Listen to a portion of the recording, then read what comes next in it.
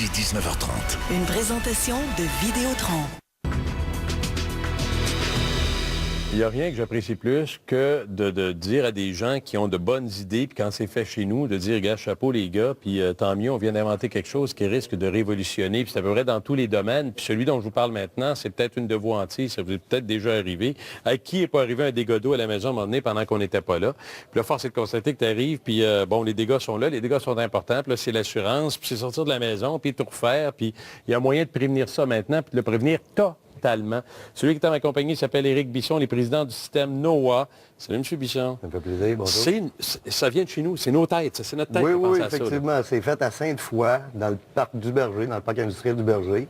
On est une compagnie qui travaille dans du système de contrôle d'énergie et on a développé en 2007 un système de détection d'eau et d'interruption. C'est très important à dire. Bon, parce qu'il y a des gugus qui se faisaient permettant de savoir à un moment donné, là, une espèce d'avertisseur, comme l'avertisseur de fumée, qui pouvait avertir lorsqu'une fuite se produisait, par exemple. Bien, c'est ça. Ça crie, mais ça n'apporte pas action. Okay. Nous, ce qu'on a fait, c'est qu'on a vraiment allié tout ce qui existait sur le marché, incluant des sensors et une valve directement à votre entrée d'eau.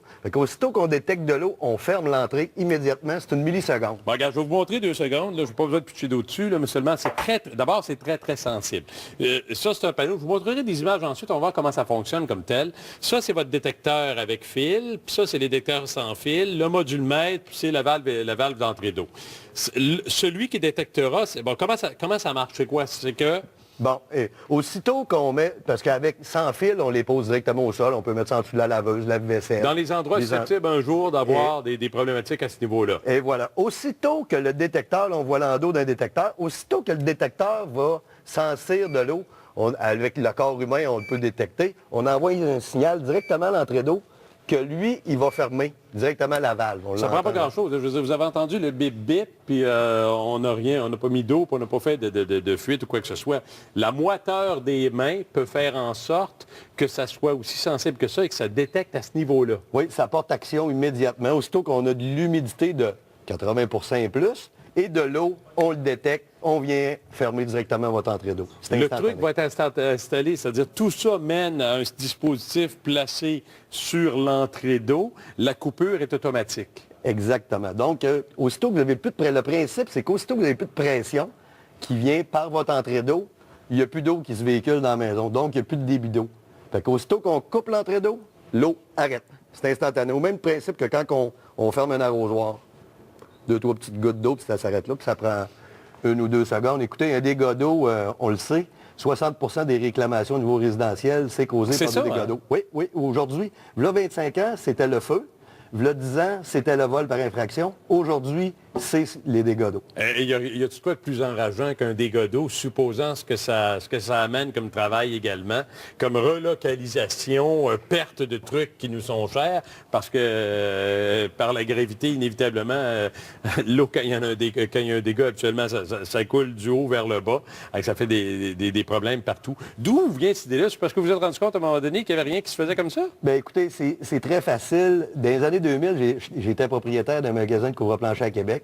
Puis, j'ai pas besoin de vous dire qu'il y a une grosse majorité de mon chiffre d'affaires qui était relié directement aux réparations causées par des dégâts d'eau avec les compagnies d'assurance. Donc, avec les années, je me suis aperçu, je me suis dit, ça n'a pas de bon sens dans les années 2000, qu'il n'y a aucun système à l'intérieur des maisons qui arrête puis qui porte action.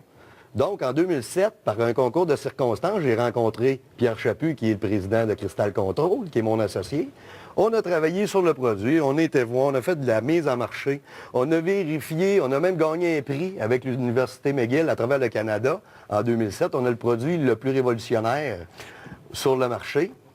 Ça nous a même permis d'avoir une bourse de 25 000 $ pour faire une étude de marché qui nous a confirmé qu'il y avait un besoin qui était énorme au niveau des résidences. Les gens écoutent, les gens regardent, les gens, évidemment, découvrent en même temps que moi. Anthony de Sherbrooke, il est en ligne. Tu peux je vais prendre la question, puis ça va être le fun avec Anthony, parce que, gars, à un moment donné, tant qu'à faire dans le techno. Salut, Anthony!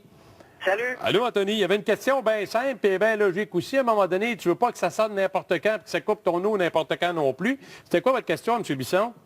Dans le fond, là, pour M. Bisson, ma question, c'est ici, j'ai entendu dire que c'est pas mal sensible, là, l'appareil. Si, mettons, il est placé en dessous de la laveuse, puis la laveuse, c'est dans la salle de bain, là, est-ce que ça part à cause de la condensation d'une douche, mettons? Bonne question. La sensibilité de l'appareil, tu veux pas que ça ferme ton eau à tout bout de champ parce qu'à un moment donné, il y a un peu de moiteur. Là. Non, c'est pas à ce point. C'est pas compliqué. Ça prend un contact avec des minéraux. OK. Ce qui veut dire, c'est que si vous prenez un capteur, vous le mettez dans de l'eau distillée, le système ne part pas. OK. Ça prend vraiment un contact. Donc, de l'humidité après une douche ne dépose pas assez d'humidité pour que ça vienne à l'endos, parce que les capteurs sont en dessous. OK. Donc, il n'y a pas d'accumulation. Ça prend vraiment un minimum d'eau assez importante pour que les deux capteurs... Il faut vraiment qu'il y ait un relais entre les deux pour que ça fonctionne. Ça répond à la question d'Anthony. Les assurances tiennent-elles compte maintenant de ce que vous mettez sur le marché? C'est à partir du moment où je me munis d'un système comme celui-là, comme je le fais pour un système de protection contre le vol, par exemple, souvent la compagnie d'assurance me dira, bon, vous accordera un rabais, sinon une déduction sur l'installation. Est-ce que les compagnies d'assurance ont regardé votre produit de prêt? On est en train de travailler, ça fait 1 an qu'on travaille avec les compagnies d'assurance justement à faire des projets pilotes parce qu'ils sont très conscients que c'est un problème qui est majeur aussi pour eux d'avoir des pertes au niveau d'eau. Donc, on travaille à intégrer justement chez les assureurs un système pour qu'ils puissent donner un incitatif aux assurés. Combien d'années de travail pour mettre ça au point? 4 ans. 3 générations de produits. On a commencé avec du système, avec courant porteur intégré dans les murs de la maison. On a changé ça parce qu'il y avait une faiblesse au niveau de la transmission de données. On est rendu en RF. C'est un produit qui a été développé à Québec. C'est une valve allemande. C'est un produit de très haute qualité. 4 ans de travail. Quand on installe ça, ça prend idéalement dans une maison normale combien de capteurs? Ce kit-là a été conçu pour le condo, l'entrée d'eau, le module mètre. Ça vient régler votre réservoir à eau chaude et votre entrée d'eau en même temps. Un capteur pour la cuisine, un pour votre salle de bain. Si vous avez une résidence unifamiliale, puis vous avez un cottage, 2 étages, l'idéal, c'est 6. Vous pouvez relier jusqu'à 10 détecteurs sans fil sur le même module mètre. Cher. Le capteur, c'est 95 $ l'unité. Et le sensor, le kit de base, il est à 649 pour une entrée d'eau 1,5. Mais ça peut éviter un sacré dégât.